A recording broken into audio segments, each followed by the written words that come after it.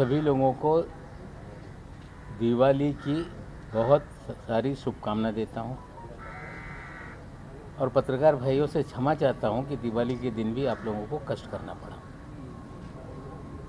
कल मैंने जयदीप राणा को लेकर, जो ड्रग पेडलर है, कुछ जानकारी देश और आपके सामने रखने का काम किया, जो कि एक गाने का फाइनेंस हेड था। ये जानकारी लोगों के सामने रखी। कल से कहा जा रहा है कि मैं किसी के बीवी को इन्वॉल्व कर रहा हूं। कुछ लोग ये शोर मचा रहे हैं कि महिलाओं तक ये पहुंच रहे हैं। पिछले लगभग 26 दिन में 2 महिलाओं के अलावा मैंने किसी की मां, बहन, बहू, बेटी या किसी भी महिला को लेके कोई भी आरोप या उनका उल्लेख नहीं किया। दोनों महिलाओं का उल्लेख इसलिए आया कि उनसे चीज़ें जुड़ी हुई हैं, इसलिए उनका उल्लेख आया है। लेकिन जो लोग महिलाओं को लेके सवाल खड़ा कर रहे हैं, हम उनसे पूछना चाहते हैं कि क्या दूसरों की माँ बहनें ये महिलाएं नहीं हैं? कल किरीट सोमैया ने अपने प्रेस कॉन्फ्रेंस में अजीत दादा की माँ का उल्लेख किया, उनकी बहनों का उल्लेख किया। इससे पहले संजय राउत जी की बीवी को ईडी के कार्यालय तक पहुंचाने का काम किया गया। खड़से साहब की पत्नी को ईडी के कार्यालय तक पहुंचाने का काम किया गया। किरीट सोमैया महाराष्ट्र के सम्माननीय मुख्यमंत्री की पत्नी को बार बार उनका नाम लेकर आरोप करते रहे। क्या इनकी घर की महिलाएं महिलाएं हैं और बाकी महिलाएं महिलाएं नहीं? हमें लगता है कि अस्तर जो बीजेपी गिरा रही है, हमने कोई अस्तर नहीं गिराया। ये सीधे लोगों को समझना होगा। कल मैंने जो भी आरोप लगाए, कोई आरोप हमने हवा में किसी पे नहीं लगाया। ड्रग पेडलर गाने का ये फाइनेंस हेड है, ये सवाल हमने खड़े किए थे। और कल देवेंद्र जी ने, जो महाराष्ट्र के विपक्ष के नेता हैं, उन्होंने कुछ मुझ पर आरोप लगाए और उन्होंने एक बात कही कि मैं आरोप लगाने के बाद कभी माफ़ी नहीं मांगता। उन्होंने कहा कि नवाब मलिक के दामाद के घर से गांजा बरामद हुआ। देवेंद्र जी, आपका निकटतम वानखेड़े है, पंचनामा मंगा लीजिए। नवाब मलिक के दामाद के घर से कोई भी आपत्तिजनक वस्तु बरामद नहीं हुई, उसका पंचनामा है और मैं मीडिया के साथियों को पंचनामा साझा कर दूंगा। लेकिन वानखेड़े के कहने से 14 जनवरी के दिन जब मेरे दामाद के घर पे छापामारी कथित कही गई, तब मीडिया बड़े जोर और शोर से रिपोर्टिंग कर रहा था कि नवाब मलिक के दामाद के घर पे छापेमारी है और बड़े पैमाने पे ड्रग मिला। हमें लगता है मीडिया के साथियों को भी गुमराह किया गया और मैं पंचनामा दे देता हूं कि किसी भी प्रकार की रिकवरी हमारे दामाद के घर से नहीं हुई। क्या देवेंद्र जी आप माफ़ी मांगेंगे? देवेंद्र जी, आपने कहा कि चार्जशीट को कमज़ोर करने के लिए नवाब मलिक वानखेड़े पर हमला कर रहा है। आप वकील हैं, वकालत की सनद आपके पास है। आपकी जानकारी है कि नहीं मुझे पता नहीं। एनडीपीएस एक्ट में 6 महीने के भीतर चार्जशीट फाइल करनी होती है और सजलानी और समीर खान वाले मामले में ऑलरेडी चार्जशीट फाइल है। तो ये आपका आरोप कि मैं केस को कमज़ोर करने के लिए आरोप लगा रहा हूँ, क्या इसके लिए आप माफ़ी मांगेंगे? देवेंद्र जी, आपने कहा कि नवाब मलिक को इससे पहले मंत्री पद से इस्तीफ़ा देना पड़ा। हाँ, मैंने इस्तीफ़ा दिया था। उस पर सावंत कमीशन बैठा था, कमीशन की रिपोर्ट आई, विधानसभा में चर्चा हुई और उस विधानसभा की चर्चा में मैंने कहा कि एक बार नहीं 100 बार मैं इस्तीफ़ा देने के लिए तैयार हूं, अगर जनता के हित में कोई इस्तीफ़ा देना पड़े तो। मुझ पे आरोप लगाए गए कि माहिम स्थित जरीवाला चाल में भ्रष्टाचार हुआ है और कमीशन बैठाया गया, लोक आयुक्त की जांच बैठाई गई। मुझ पे आरोप ये लगाया गया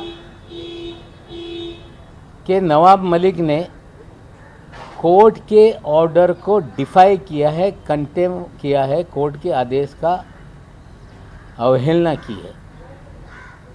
कोई पैसे खाने का या कोई करप्शन के चार्जेस नहीं थे, डिफाइंग ऑफ कोर्ट ऑर्डर के चार्जेस थे। जो लैंड एक्विजिशन हुआ था वो गलत तरीके से था, हमने स्टे दिया था और ये कहा जा रहा था कि हाई कोर्ट के आदेश का अवमान नवाब मलिक ने किया है। उसी कोर्ट के सामने मामला गया, कोर्ट ने उसका कॉन्ग्लिजेंस नहीं लिया। कंटेम ऑफ कोर्ट उसी कोर्ट के सामने रखा जाता है या उससे ऊपर की कोर्ट में। किसी कमीशन को, लोक आयुक्त को ये अधिकार नहीं कि कंटेम पर वो किसी पे आरोप मढ़े। फिर भी हमने कमीशन को झेला, कमीशन के सामने चीज़ें रखी और उसमें आचरण को लेके हर दिन लोगों को मिलना, लोगों की बातें सुनना, लोगों के लिए काम करना, ये आचरण जो है ये करप्ट है, इस तरह के चार्जेस लगे। लेकिन डिफाइंग कोर्ट ऑर्डर का ही हम पे मामला उठाया गया। हमने इस्तीफ़ा दिया, रिपोर्ट आई और 2008 में दोबारा मंत्री हम बने। लेकिन जो जरीवाला चाल में 12 वर्सेस 250 लोगों की लड़ाई थी, वो लड़ाई सुप्रीम कोर्ट में गई और सुप्रीम कोर्ट ने कहा कि नवाब मलिक ने या उस समय के मंत्री ने जो आदेश दिए थे वो सही है, उस आदेश का पालन हो, ये सुप्रीम कोर्ट ने कहा है। और कल देवेंद्र जी ने ये कहा कि मैं दिवाली के बाद बम फोड़ूंगा। आपको इंतज़ार करने की ज़रूरत नहीं है। कहा गया कि नवाब मलिक के अंडरवर्ल्ड कनेक्शन है।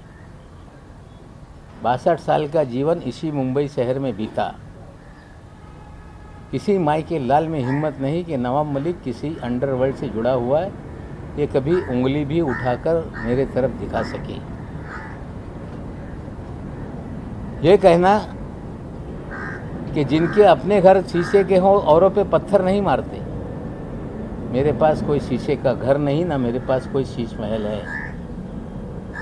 लेकिन देवेंद्र जी से सीधा मेरा सवाल है, क्या 5 साल तक राज्य के मुखिया थे, गृह विभाग आपके पास था और शायद पूरा महाराष्ट्र जानता है, सबसे मुखर कोई देवेंद्र जी के कामकाज पे या पिछली सरकार पे सवाल उठाता था, उसका नाम नवाब मलिक है। और देवेंद्र जी, आप शायद भूल गए कि जिस दिन आपका 1 साल का कार्यकाल पूरा हुआ था, उसी दिन एक प्रेस में मैंने कहा था कि नकली देवेंद्र कौन घूम रहा है शहर में। आपको चेताया था मैंने। आपका भाई इस शहर में होटलों में क्या कर रहा था उसकी जानकारी हमने दी थी। आप जब चेंबूर वालों के घर पे जाते थे, हमने आपको चेताया था एक बार कि यहाँ मत जाइए। हमने कभी व्यक्तिगत वेंडेटा की राजनीति नहीं की। अगर उस समय उस होटल के फुटेज अगर मैं जारी कर देता तो शायद लोग मुंह दिखाने लायक नहीं रहते। आप कह रहे हैं कि नवाब मलिक के अंडरवर्ल्ड के संबंध है। अगर इतने हमले करने के बाद भी आप खामोश रहे, हमें लगता है कि एक राज्य का मुखिया अगर उसको जानकारी मिले कि कोई व्यक्ति नेता किसी अंडरवर्ल्ड से कनेक्टेड है तो उनकी जिम्मेदारी बनती थी कि उसी समय कार्रवाई करते और मुझ पे कार्रवाई करनी चाहिए थी। हमें लगता है कि जो सच्चाई सामने आ रही है उसको लेकर कोई हवा में तीर मार देने से मामला बंद हो जाएगा, ऐसा नहीं है। मैं देवेंद्र जी आपसे पूछना चाहता हूँ कि आपके कार्यकाल में इस शहर में मुख्यमंत्री को ब्रीफिंग होती है कि शहर में पॉलिटिकल लोग क्या कर रहे हैं, शहर में क्या क्या चल रहा है। मैं पूछना चाहता हूँ, फोर सीजन होटल में लगातार ड्रामा लेट्स प्रेडिक्ट मैक इस तरह की पार्टी का आयोजन होता रहा। उस पार्टी का आयोजक कौन है? वो पार्टी में एक एक टेबल की कीमत 15 लाख रुपए होती थी। रात भर जश्न चलता था। 15-15 करोड़ रुपए की पार्टी का आयोजक कौन था? क्या आपको जानकारी नहीं थी? और आपके रहते हुए पार्टी चल रही थी, सरकार बदलने के बाद पार्टी बंद हो गई। इस पे आज मैं सवाल खड़ा कर रहा हूं कि ये पार्टी का आयोजक कौन?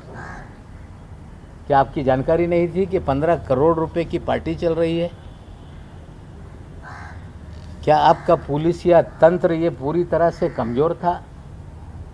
ये सारे सवालों का जवाब आपको देना पड़ेगा। और ये कहना कि वानखेड़े पर दबाव मैं इसलिए बना रहा हूं कि दामाद का केस हल्का हो जाए, 8.5 महीने तक उस मामले पे कभी मैंने कोई भी वक्तव्य नहीं किया। लगातार आप लोग बोलते रहे कि इनका दामाद ड्रग के केस में बंद है, लेकिन कोर्ट ने जमानत दी। पिछले महीने की 13 तारीख को वो ऑर्डर सामने आई, उसे फंसाया गया। ये साफ है, न्यायालय में लड़ाई चल रही है, वो अपनी लड़ाई लड़ेंगे। लेकिन जो जानकारी मुझे है कि वानखेड़े जब से इस डिपार्टमेंट में आया, उसने अपनी एक प्राइवेट आर्मी खड़ा की। उस प्राइवेट आर्मी में किरण गोसावी, मनीष भानुशाली, फ्रेक्चर पटेल, आदिल उस्मानी, सैम डिसूजा, हीलू पठान, ये सारे लोग आपके प्राइवेट आर्मी के प्लेयर हैं। और प्राइवेट आर्मी इस शहर में धड़ल्ले से ड्रग का कारोबार भी करती है।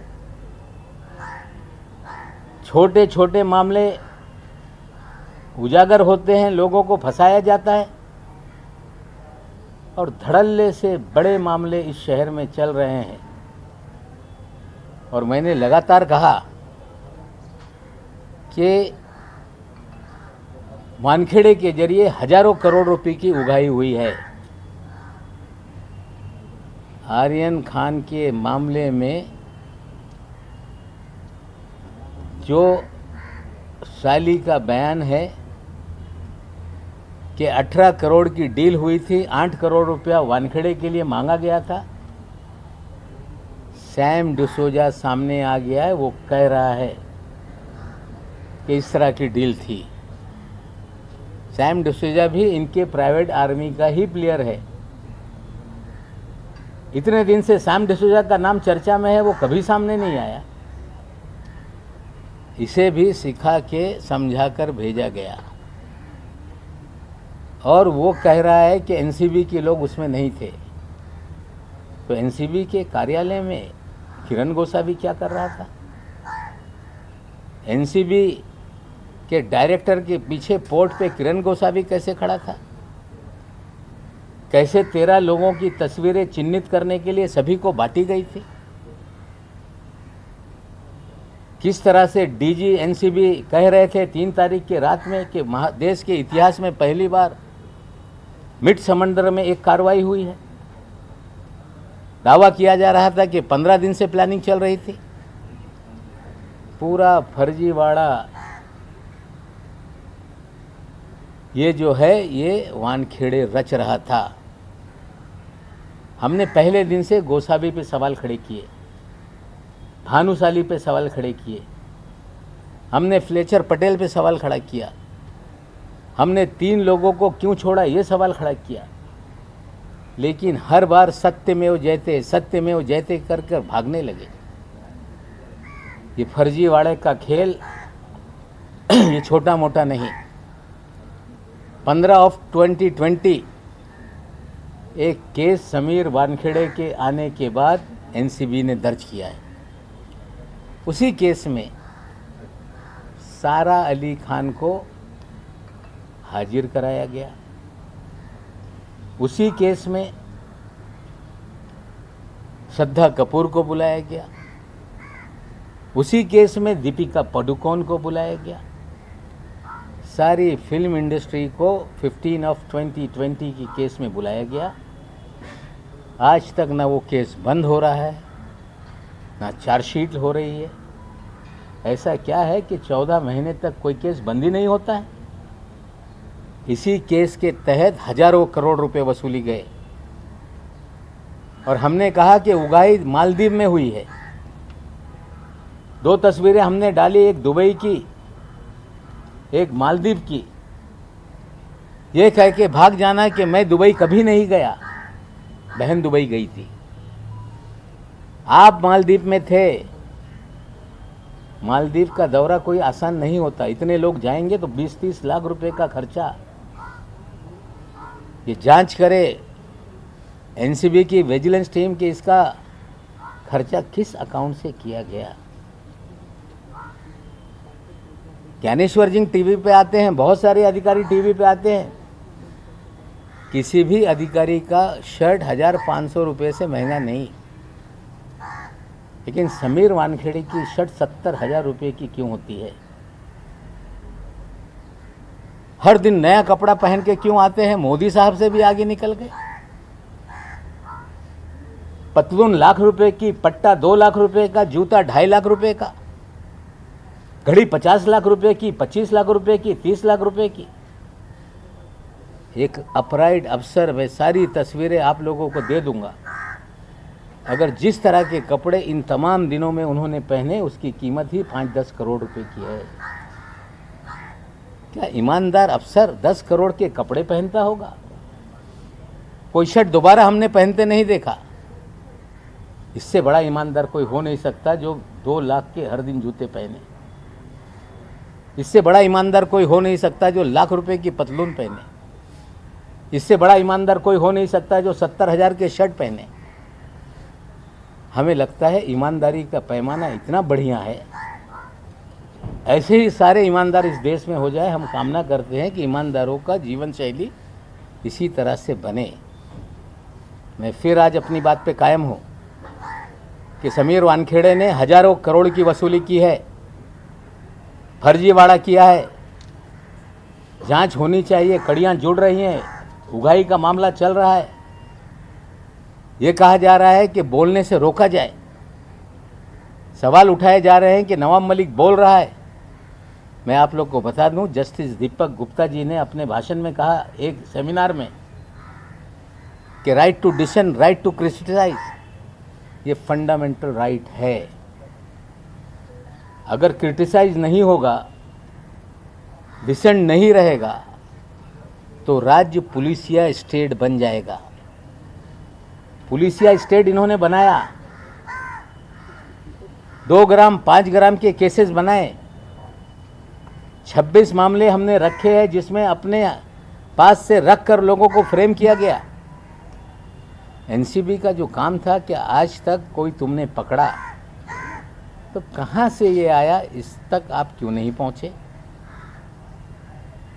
आज तक क्यों नहीं आपने लोगों को, बड़े लोगों को पकड़ने का काम किया? आज साथियों मैं और एक जानकारी दे रहा हूँ।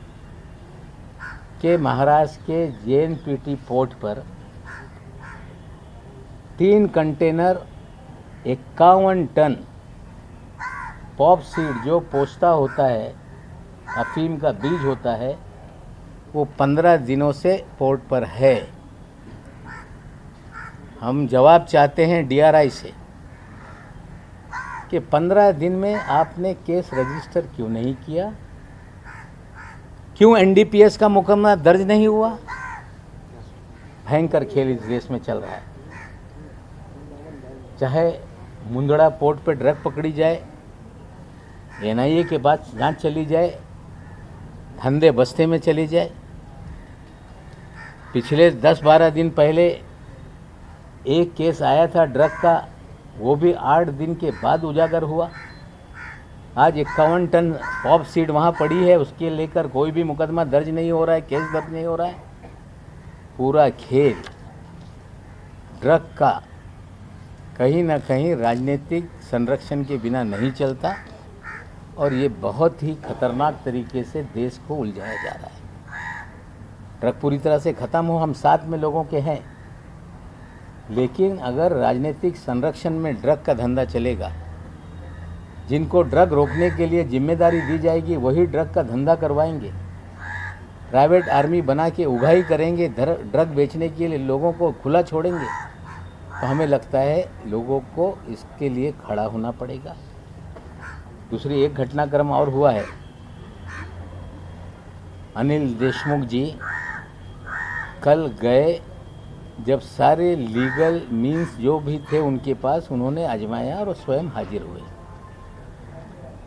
उन्हें भी फंसाया गया, उन्हें भी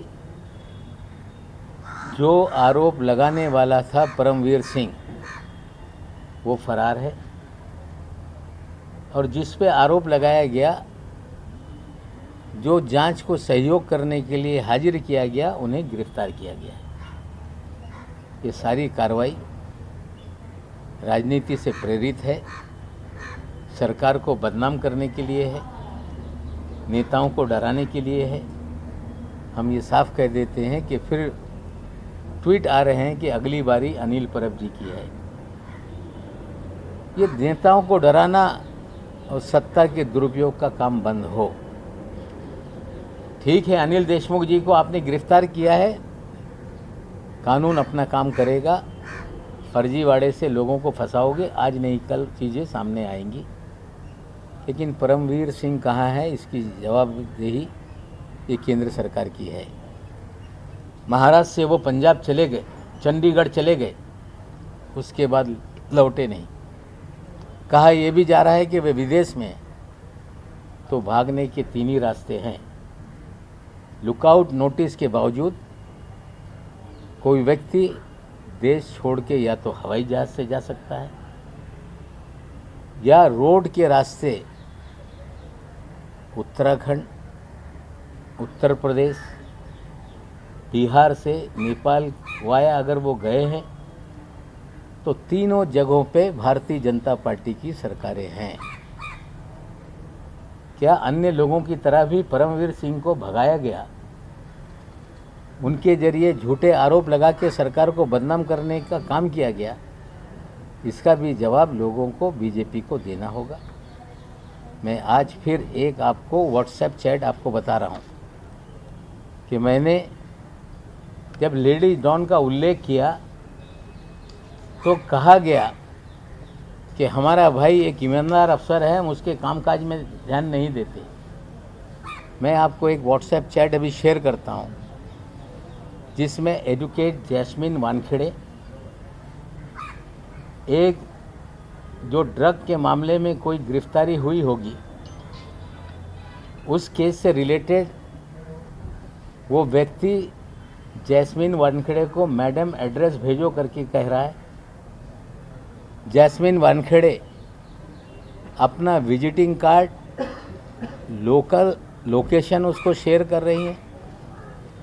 दूसरा स्क्रीनशॉट में वो उससे बात कर रही हैं कि क्या चल रहा है, पिटाई हो रही होगी। अगर एक अपराइट अफसर, उसकी बहन वकील है, तो किस तरह से जिन्हें एक्यूज़ बनाया जाता है उससे संवाद करती है। मैं फिर कह रहा हूं कि प्राइवेट आर्मी का खेल था।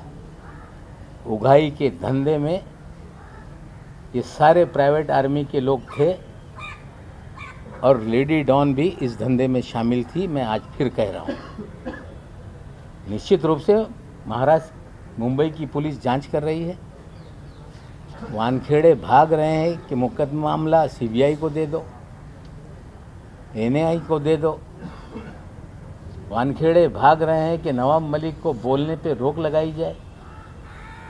वानखेड़े पीआईएल फाइल करा रहे हैं सुप्रीम कोर्ट में कि नवाब मलिक को रोका जाए, जांच मुंबई पुलिस से हटाई जाए। सत्यमेव जयते कहने वालों को चाहिए कि सांच को आँच क्या, जांच होने दीजिए। महाराष्ट्र पुलिस ने कहा है कि इन्हें गिरफ्तार करना होगा तो 72 घंटे की नोटिस दी जाएगी। वसूली गैंग का पर्दाफाश हो रहा है और जिस दिन वानखेड़े पे कार्रवाई होगी हमें लगता है कि लोग खुलकर सामने आ जाएंगे। मैं अपील करता हूं जिन लोगों के साथ उगाही हुई है वो खुलकर आएँ, बताएं। अगर डर में जियोगे तो ये पुलिसिया राज देश के लोकतंत्र को ख़त्म कर देगा। मैं आपके माध्यम से अपील करता हूँ।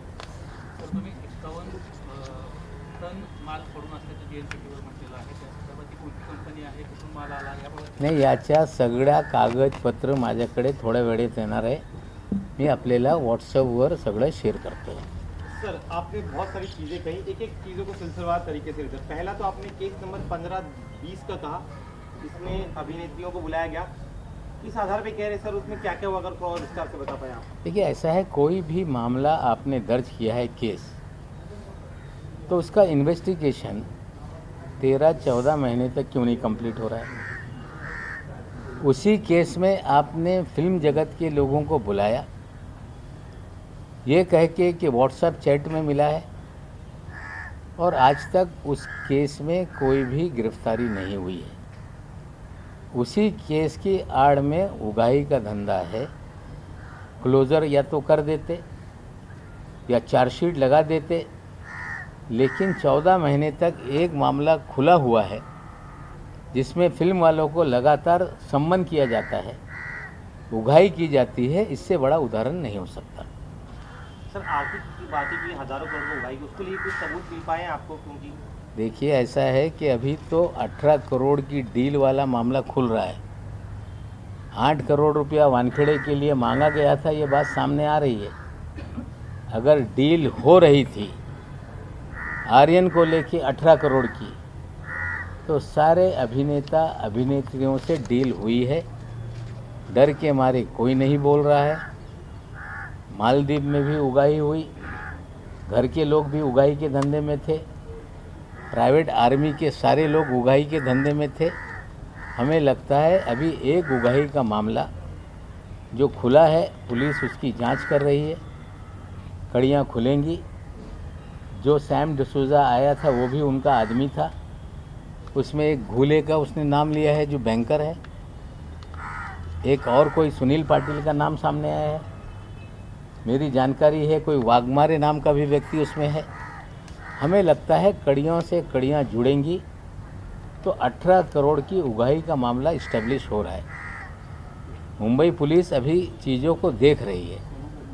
जब पूरी तरह से चीज़ें हो जाएगी, हम किसी को फर्जी तरीके से फंसाते नहीं। मुंबई पुलिस चीज़ों को देख रही है। जब पूरा मामला इस्टेब्लिश हो जाएगा तो निश्चित रूप से पुलिस कार्रवाई करेगी। सर, साल 2020 में जो बॉलीवुड वालों से पूछताछ हुई थी, 2 अलग-अलग केसेस में हुई थी।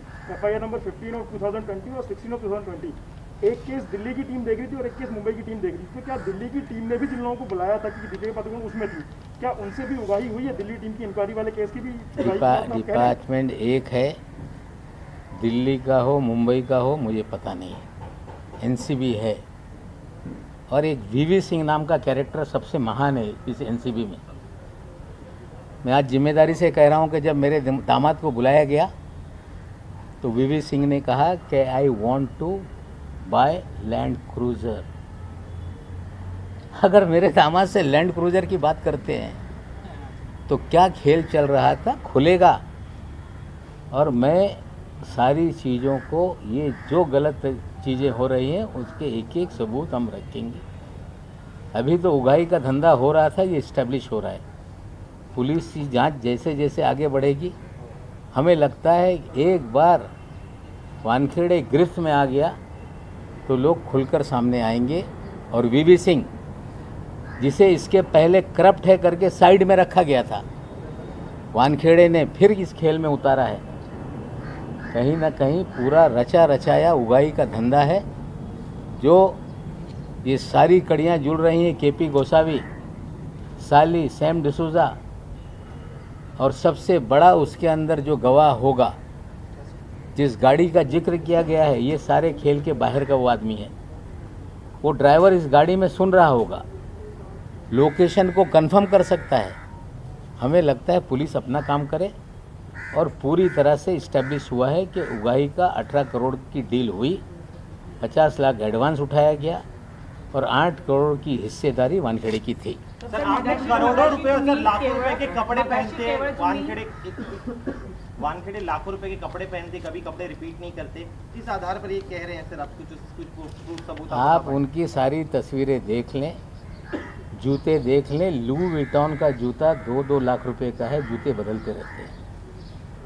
बर्बरी के शर्ट आप देखेंगे जो 50,000 से ऊपर शुरू होता है। टी शर्ट आप देखेंगे जिसकी कीमत 30,000 से शुरू होती है।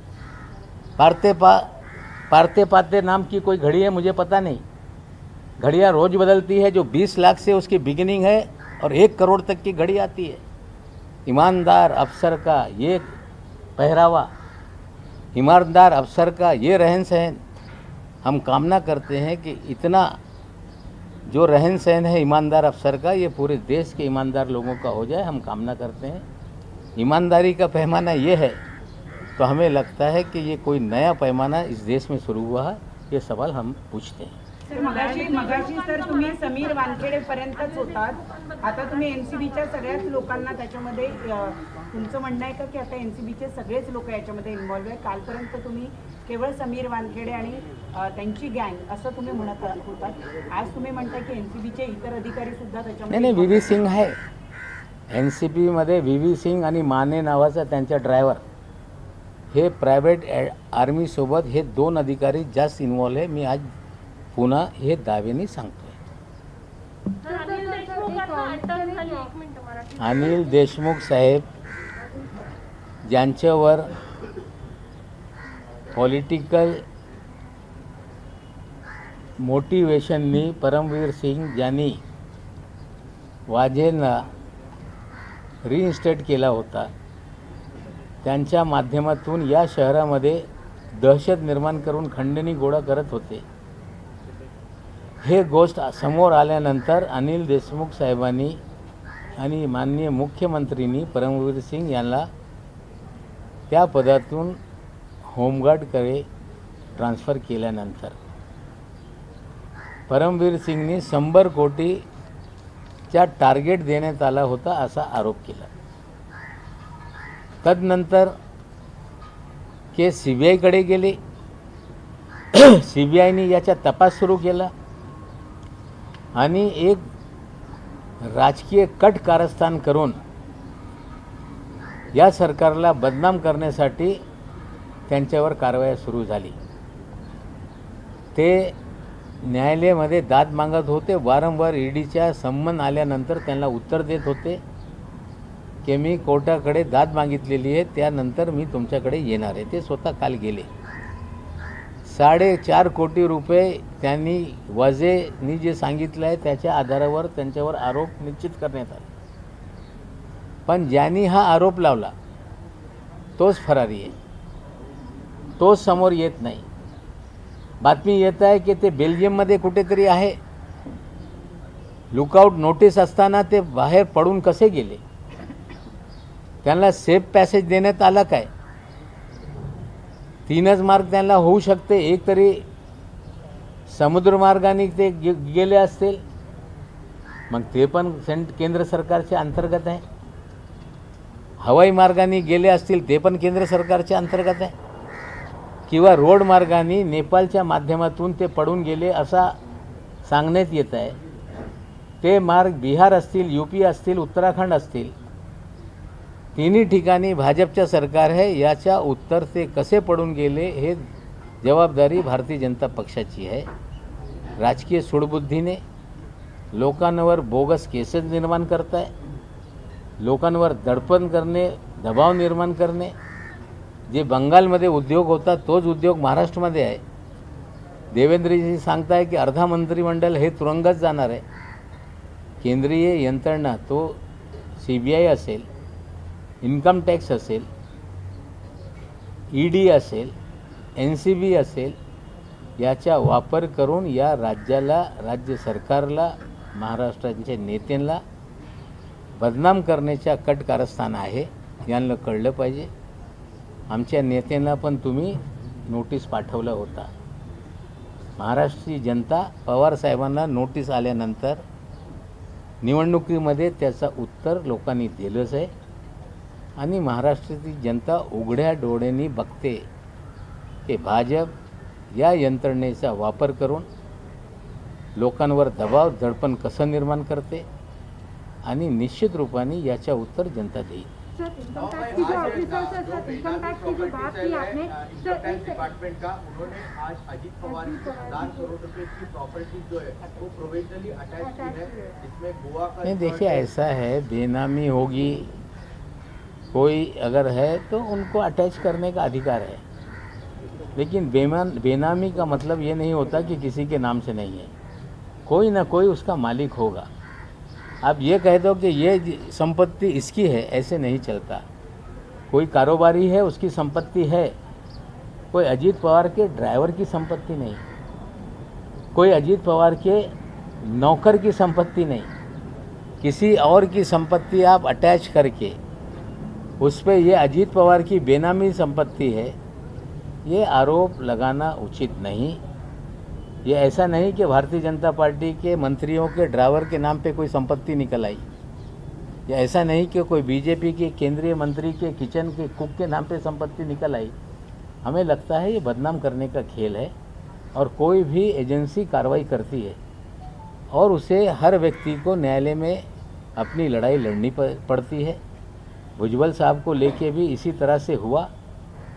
महाराष्ट्र सदन को लेके आरोप लगाए गए और कोर्ट ने कह दिया कि इसमें कोई भी तरह का करप्शन नहीं हुआ. हमें लगता है डराने का, बदनाम करने का खेल है. हम लोग इस खेल से डरने वाले नहीं हैं. आपके एलिगेशंस के बाद 24 घंटों में अनिल देशमुख को अरेस्ट किया गया. अब अजित पवार की जो बेनामी प्रॉपर्टीज कही जा रही हैं उससे अटैचमेंट की बात हो रही है. क्या आपको ये पॉलिटिकल वेंडेटा लगता है? देखिए, मेरे आरोप के बाद नहीं है ये सारी कार्रवाई पहले से चल रही है. और पहले दिन से हम अपनी बात पे कायम हैं कि जो खेल बंगाल में शुरू हुआ था वही खेल महाराष्ट्र में है. महाराष्ट्र की सरकार नेताओं को बदनाम करने का. चुनाव से पहले भी ये खेल था. कुछ लोगों पे दबाव बनाया गया, वो पार्टी छोड़कर भारतीय जनता पार्टी में गए. कह रहे हैं कि हमें अब चैन की नींद आती है. और कुछ लोगों पे दबाव बनाया गया, उन्हें मंत्री भी बनाया गया. तो दल बदल कराना, सरकारें गिराना, ये राजनीतिक खेल सारी एजेंसियों के जरिए किया जाता है. लेकिन महाराष्ट्र की सरकार इस सारे खेल से ये डरने वाली नहीं. ना कोई नेता डरेगा. अन्याय हो रहा है उसके खिलाफ हम लड़ेंगे. सर, आपके पुराने आरोपों पर मुंबई पुलिस की SIT हो या फिर केंद्र की SCT हो, वो जांच कर रही है एक्सटॉर्शन के मामले में. लेकिन आज 15-20 का जो आपने मामला उठाया वो बड़ा आरोप है. क्या उसको लेकर भी अलग से जांच करवाई जाएगी मुंबई पुलिस, या फिर आप मुख्यमंत्री से बात करेंगे? नहीं, देखिए ऐसा, से जुड़ा हुआ है पूरा मामला. देखिए ऐसा है कि जो भी कंप्लेंट हुई है उसको लेके लोग जांच कर रहे हैं. अब प्रभाकर का बयान सामने आया, सैम डिसोजा का बयान सामने आया, गोसावी गिरफ्त में है. और भी नाम, चाहे वो सुनील पाटिल का हो, वाघमारे का हो, सभी नाम धीरे धीरे सामने आ रहे हैं. पुलिस जांच करेगी. जांच करने का मतलब किसी को फंसाना नहीं है. और ये जब बात सामने आ रही है कि 18 करोड़ की डील हुई थी, वो इस्टेब्लिश हो रहा है. जब सारे तार जुड़ जाएंगे तो निश्चित रूप से पुलिस कार्रवाई करेगी.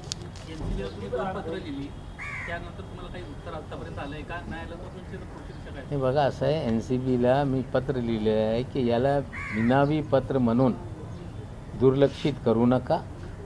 याच्यात गंभीर विषय समोर आलेले आहे. एका पंचांनी सांगितलेलं आहे की नायजेरियन नागरिक यांना बोगस केसमध्ये फसवण्यात आला.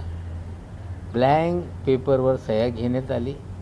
आमचा पुन्हा आग्रह आहे DG NCPला की जे पत्र मी पाठवलेलं आहे त्याची सखोल चौकशी केलीच पाहिजे. निश्चित रूपाने जर ते स्वतः काही करत नसतील तर पुढे पावलं लोक टाकतील. सर हाँ आपके भाई, खिलाफ आपने जो SC कमीशन होटल की बात की, फोर्थ सीजन होटल की, कि वहाँ पर पार्टी चल रही थी, 15 लाख रुपए में टेबल बुक होते थे. पार्टी करना तो कोई गलत नहीं है. आप कहना क्या चाहते हैं? यानी देखिए 15 लाख का टेबल, क्या आप थोड़ा स्पष्ट कर सकते नहीं 15 लाख का टेबल हमने तो कभी जीवन में सुना नहीं. वो पार्टियां लगातार चलती रही और भी डिटेल उस पार्टी के बारे में हम देंगे.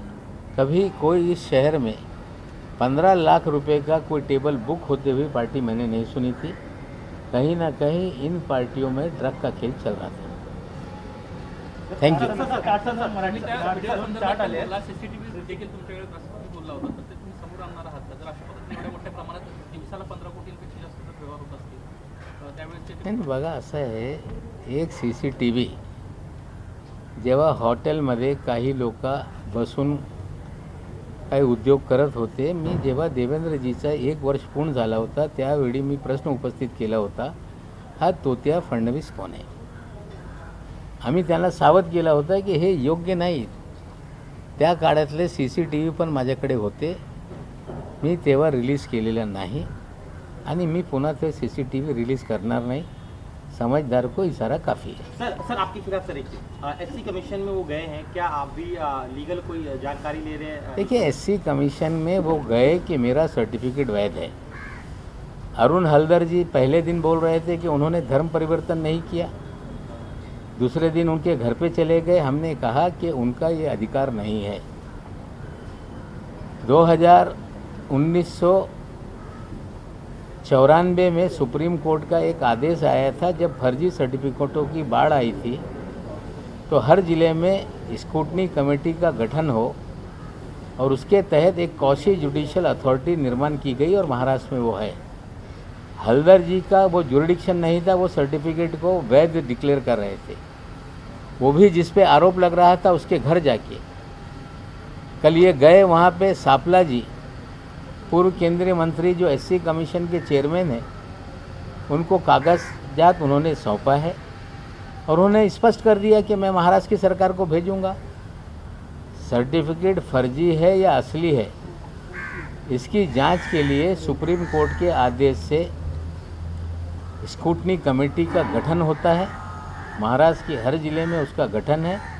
वही उसकी कौशी जुडिशियल अथॉरिटी है. वहाँ पे मामला जाएगा और लोग ये प्रमाणित करेंगे कि ये फर्जी सर्टिफिकेट है. सर आपके खिलाफ बहुत डेफेमेशन के मामले सामने, तो क्या आप कोई कानूनी सलाह ले रहे हैं, वकीलों से मिल रहे हैं? देवेंद्र जी ने कहा है कि डिफेमेशन के ऊपर उनके ऊपर इतने मामले हो रहे हैं, मैं कैसे डालूं.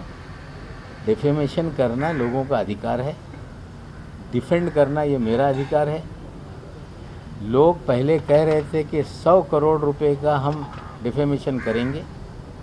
2 लोगों ने, दरेकर ने और एक व्यक्ति ने दावा किया कि 100 करोड़ का डिफेमेशन होगा, लेकिन आज तक वो मुकदमा दर्ज नहीं हुआ क्योंकि 10 करोड़ रुपए भरने पड़ते हैं. हाँ, क्रिमिनल डिफेमेशन के मामले लोगों ने नोटिस भेजी है. मुझे किसी भी न्यायालय से किसी भी तरह का संबंध नहीं आया.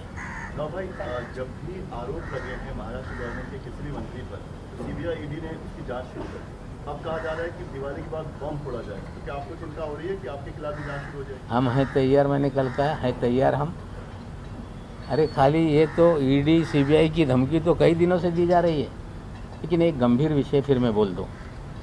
कल जिस तरह से परवीन दरेकर जी ने और चंद्रकांत पाटिल जी ने कहा कि इसके अंजाम बुरे होंगे, अभी तक तो धमकियां राजस्थान से आ रही थी, अब सीधे महाराष्ट्र BJP के अध्यक्ष, विरोधी पक्ष नेता धमकी दे रहे हैं कि अंजाम बुरे नहीं होंगे. ठीक है, राजनीतिक लड़ाई के अंजाम बुरे होंगे, हमें कोई डर नहीं. कोई आप दुरुपयोग करके मुझे जेल में डाल दो, उसका मुझे डर नहीं. लेकिन मेरे भाई बहन, पोता पोती, नाती भतीजे, इन सभी लोगों के बारे में लोग जानकारी हासिल कर रहे हैं कि 4 साल का बच्चा कहाँ पढ़ता है, अगर ये परिवार के सदस्य को किसी भी तरह का नुकसान हुआ तो इसकी पूरी जिम्मेदारी चंद्रकांत पाटिल और दरेकर की होगी। Thank you.